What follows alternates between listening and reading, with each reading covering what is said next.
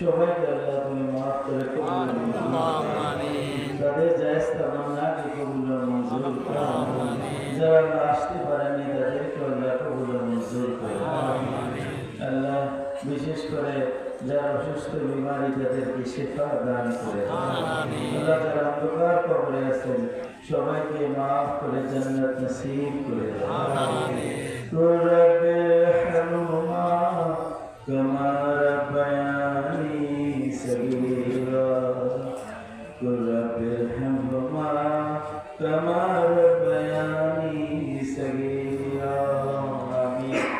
ইয়া হাইয়ু ইয়া কাইয়ুম ইয়া হাইয়ু ইয়া কাইয়ুম ইয়া যাল জালালি ওয়াল ইকরাম ইয়া যাল জালালি ওয়াল ইকরাম।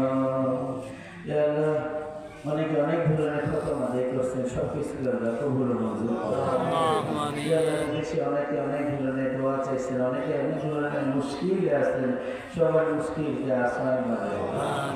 আল্লাহ আমাদের জানা অজানা সমস্ত গুনাহ থেকে মাফ করে।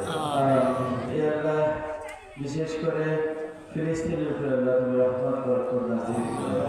ফিলিস্তিনের মানুষ যেন শান্তিতে থাকতে পারে সেই তৌফিক আতা করো। সারা বিশ্বের সমস্ত মানুষ, সমস্ত ধর্মের মানুষ যেন শান্তিতে থাকতে পারে সেই তৌফিক আতা করো। ইয়া আল্লাহ তোমার হাবিবের উসিলায় তোমার ওলিয়াল্লাহর উসিলায় আমাদের সবাইকে কবুল ও মঞ্জুর করো। আমিন। ইয়া আল্লাহ তোমার কোরআন শরীফে আল্লাহ তুমি বলছো তোমার কাছে দোয়া চাইতে তুমি সমস্ত দোয়া কবুল করবা। আল্লাহ খাতামুন নবীনের উসিলায় আমাদের সবাইকে কবুল ও মঞ্জুর করো।